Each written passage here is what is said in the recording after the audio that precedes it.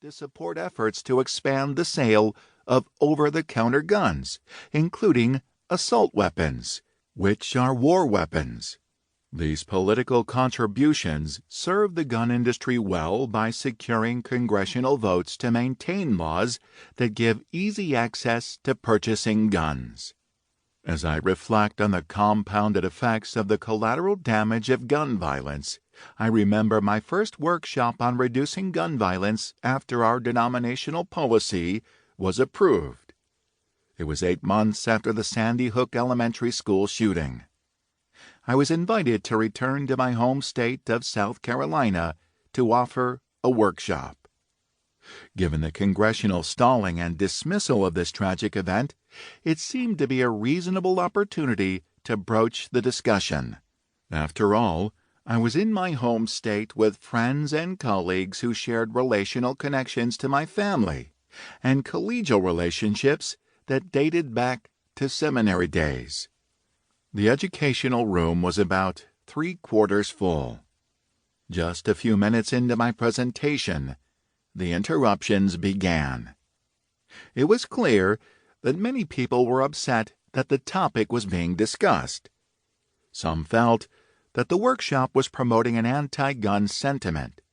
Also, the theme resonated across the room that I was trying to take their guns. Neither of these assessments was accurate. I had only come to bring awareness to the pervasive nature of gun violence in our nation and its heavy death toll. During the exchanges, I noticed a group of about 6 women sitting together. They had been listening intently to the discussion while comforting each other continually. 1 or 2 occasionally wiped away tears. I found an opening to invite them into the discussion. These women explained that they were part of the same congregation. They were in pain over a recent occurrence of gun violence that led to the death of a teenager in their community. One of them explained that she had moved from one part of the county to another that was deemed safer, both statistically and economically. However, their collective sadness was evident through their tears. The woman went on to say that none of them had imagined that the posh community they lived in would face a tragedy that would put them in a position of having to comfort the parents of a teenager in their congregation who had killed another youth with a rented gun. The woman said that the gun rental would have cost the teen $75. But because he turned it in late, it cost $150. They were shocked that he had even been able to rent a gun. A pall hung over the discussion.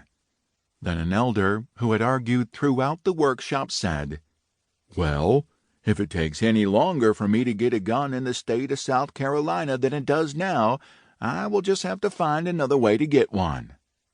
This cold retort from a well-educated officer of the church brings to mind Jim Atwood's earlier writings, which express the deep idolatry that accompanies the proliferation of guns as symbols of power.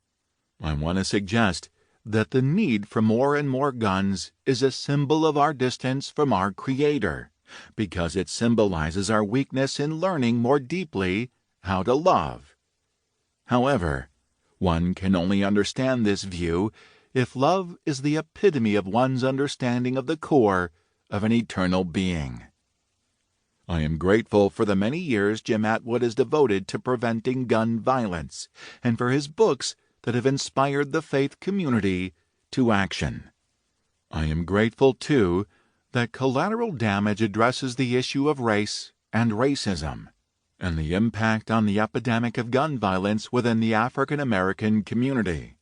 I am all too familiar with the economic disparities that drive personal and financial insecurities while creating deep wells of barren hopes for poor people in the United States. My wife and I chartered a congregation in the Presbyterian Church, USA, that intentionally evangelized people who are poor in Memphis, Tennessee, and it is abundantly clear that the constant desperation among poor people, particularly African Americans, is a result of internalized oppression